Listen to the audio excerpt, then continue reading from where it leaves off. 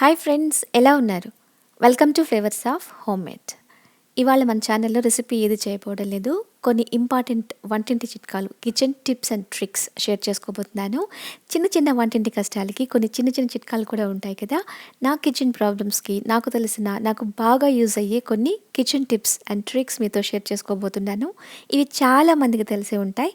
తెలియని వాళ్ళకి ఇవి చాలా చక్కగా ఉపయోగపడతాయి.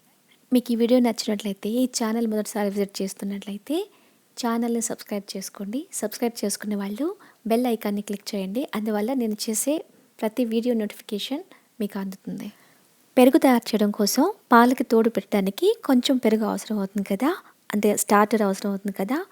పాలకు తోడు పెట్టడానికి మనకు చేమిరి అంటే కాస్త పెరుగు అందుబాటులో లేదనుకోండి, పర్వాలేదు, అయినా సరే చేమిరి లేకుండా పెరుగు తయారు చేసుకోవచ్చు.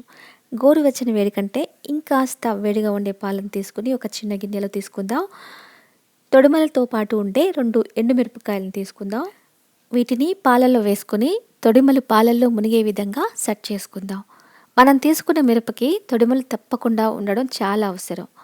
ఇప్పుడు మూత పెట్టి వేడిగా ఉండే ప్రదేశంలో ఒక 10 నుంచి 12 గంటల పాటు ఉంచితే మనకు కావలసిన పెరుగు తయారైపోతుంది. 10 గంటల తర్వాత మనం చెక్ చేద్దాం ఎలా ఉందో. ఇలా చూసారా ఎంత చక్కటి పెరుగు తయారైందో, చాలా గట్టి పెరుగు తయారైంది. అయితే ఇది మామూలుగా మనం చేమిరి ఉపయోగించి తోడుపెట్టినప్పుడు వచ్చే పెరుగు అంత టేస్ట్గా ఉండదు. మనకు కమ్మటి పెరుగు కావాలంటే ఈ పెరుగు ఉపయోగించి పాలలో తోడుపెట్టి మనం పెరుగు తయారు చేస్తే మనకు కావాల్సిన కమ్మటి పెరుగు తయారైపోతుంది. కరివేపాకులో ఉన్న మెడిసినల్ వాల్యూస్ మనందరికీ తెలిసిందే.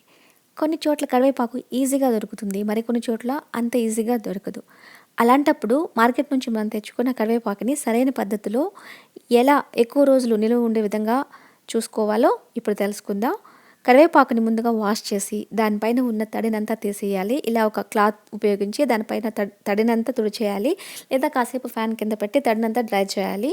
కరివేపాకు రెమ్మల నుంచి ఆకులను విరిచేసి ఇలా ఒక గాజు జార్ నిండుగా వేసి చక్కగా మూత పెట్టి ఫ్రిడ్జ్లో పెట్టుకుంటే చాలా రోజుల వరకు ఇవి ఇలానే ఫ్రెష్గా ఉంటాయి. ఇలా చూడండి, ఇలాంటి కంటైనర్స్ కూడా మార్కెట్లో చాలా ఈజీగా దొరుకుతాయి. ఇలాంటి వాటిలో కూడా స్టోర్ చేసుకుంటే కరివేపాకు పాడవకుండా ఉంటుంది. ఇలాంటి డబ్బాల్లో వేసి మూత పెట్టి ఫ్రిడ్జ్లో పెట్టుకుంటే ఎక్కువ రోజులు నిలువ ఉన్నా సరే ఇవి డ్రై అవుతాయి కానీ పాడవు. ఎండిన కరివేపాకు మనకు చాలా పొడుల తయారీలో యూజ్ అవుతాయి కదా. సో కరివేపాకు వేస్టేజ్ అనేది లేకుండా ఇలా మనం స్టోర్ చేసి జాగ్రత్తగా దాచుకుందాం. ఇలా చూడండి, ఎండిన ఆకుల సౌండ్ కూడా నేను వినిపిస్తాను, ఎంత వినసొంపుగా ఉంటుందో. ఇలా డ్రై అవుతాయి తప్ప ఇవి పాడు కావు.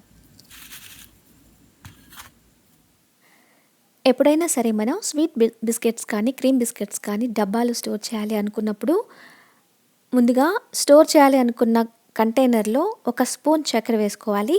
ఆ తర్వాత చక్కెర కంటైనర్లో అన్ని వైపులా స్ప్రెడ్ చేసుకోవాలి. ఇప్పుడు ఇందులో స్వీట్ బిస్కెట్స్ కానీ లేదా క్రీమ్ బిస్కెట్స్ కానీ వేసి మూత పెట్టుకుని స్టోర్ చేసుకుంటే బిస్కెట్స్ చాలా రోజుల వరకు తాజాగా క్రిస్పీగా ఉంటాయి. సో ఎక్కువ రోజులు క్రీమ్ బిస్కెట్స్, స్వీట్ బిస్కెట్స్ తాజాగా ఉంచుకోవాలి అనుకుంటే ఈ టిప్ని యూస్ చేసి చూడండి, చాలా క్రిస్పీగా తాజాగా ఉంటాయి. మామూలుగా ఎప్పుడో ఒకప్పుడు వంట చేసే చాలామందికి ఎదురయ్యే సమస్య ఇది, గిన్నెలు మాడిపోవడం. ఏదైనా గిన్నె మాడిపోయి మనకు ఈ సమస్య ఎదురైనప్పుడు ఈ చిట్కా పాటించి చూడండి. మాడిన గిన్నెలో వాటర్ని యాడ్ చేసి అందులో కాస్త టీ పౌడర్ని వేసి 2 నుంచి 3 నిమిషాల పాటు బాయిల్ చేసి ఆ తర్వాత స్టవ్ను ఆఫ్ చేసి కాసేపు టీ ఆకు బాయిల్ చేసిన వాటర్ తోటి ఆ గిన్నెని అలాగే కాసేపు పక్కన పెట్టి కాసేపు అయిన తర్వాత ఏదైనా డిష్ వాష్ పౌడర్తో కానీ డిటర్జెంట్తో కానీ క్లీన్ చేస్తే మాడిన భాగం అంతా చక్కగా క్లీన్ అయి గిన్నె చక్కగా మెరుస్తుంది. ఇంకా చెప్పాలంటే మామూలు కంటే కూడా ఇంకా కాస్త ఎక్కువగానే మెరుస్తుంది. ట్రై చేసి చూడండి. ఇలా చూసారా, మాడిన గిన్నె మళ్ళీ కొత్తదిలా ఎలా మెరుస్తుందో.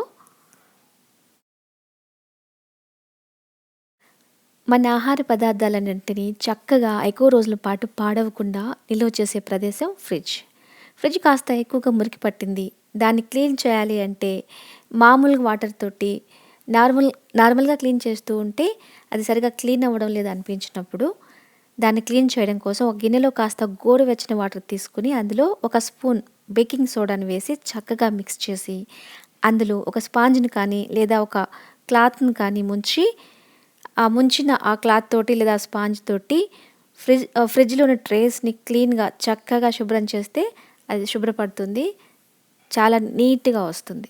కాఫీ పౌడర్ మన దగ్గర ఎక్కువ మోతాదులో ఉందనుకోండి, అది చాలా రోజుల వరకు బయట పెడితే గడ్డ కట్టేస్తుంది. దాన్ని ఇలా ఫ్రిడ్జ్లో పెట్టి ఉంచితే ఎక్కువ రోజులు పాడవకుండా అలానే ఫ్రెష్గా ఉంటుంది. అలాగే వాల్నట్స్, బాదం, పిస్తా ఇలాంటి డ్రై నట్స్ని మన దగ్గర ఎక్కువ మోతాదులో ఉన్నప్పుడు, ఎక్కువ రోజులు నిల్వ వచ్చినప్పుడు వాటిని మనం ఫ్రిడ్జ్లో పెట్టుకుంటే వాటి లైఫ్ టైం పెరుగుతుంది, తాజాగా ఉంటాయి, పాడవకుండా ఎక్కువ రోజులు నిల్వ ఉంటాయి. అలాగే మన దగ్గర ఎక్కువ మోతాదులో నిమ్మకాయలు ఉన్నప్పుడు వాటిని స్టోర్ చేయాలి అనుకున్నప్పుడు వాటిని ఇలాగా ఒక క్లింగ్ ర్యాప్లో కానీ లేదా న్యూస్ పేపర్లో కానీ ఫోల్డ్ చేసి ఫ్రిడ్జ్లో పెడితే ఎక్కువ టైం నిల్వ ఉంటాయి. మార్కెట్ నుంచి బ్రెడ్ కొనుక్కొని తెచ్చుకుంటాం కదా, ఒక్కోసారి మనం అంతా బ్రెడ్ యూజ్ చేయలేకపోతాం కదా. సో మిగిలిన బ్రెడ్ ముక్కల్ని వేస్టేజ్ అనేది లేకుండా ఇలా బ్రెడ్ క్రమ్స్ తయారు చేసుకుంటే ఇవి చాలా రెసిపీస్లోకి యూజ్ చేసుకోవచ్చు. ఇలా మిగిలిన బ్రెడ్ ముక్కల్ని ఒక పాన్ కానీ తవా కానీ తీసుకుని మీడియం ఫ్లేమ్లో ఉంచుకొని దాని మీద బ్రెడ్ ముక్కలను ఉంచుకొని ఒక 2 నుంచి 3 నిమిషాల పాటు దోరగా వేయించి ఈ బ్రెడ్ ముక్కల్ని చల్లారిన తర్వాత మిక్సీలో వేసి ఇలా పొడి చేసుకుంటే బ్రెడ్ క్రమ్స్ తయారైపోతాయి. ఇవి చాలా రెసిపీస్లో ఉపయోగించుకోవచ్చు. బ్రెడ్ ప్రతి ఇంట్లో దాదాపుగా అందరూ యూజ్ చేస్తాం కదా. బ్రెడ్ని సరైన విధానంలో స్టోర్ చేయకపోతే త్వరగా పాడైపోతుంది, ఫంగస్ వచ్చేస్తుంది, తినడానికి ఉపయోగపడదు. బ్రెడ్ని రూమ్ టెంపరేచర్లో 2-3 రోజుల నుంచి మనం వినియోగించుకుంటే బెస్ట్గా ఉంటుంది.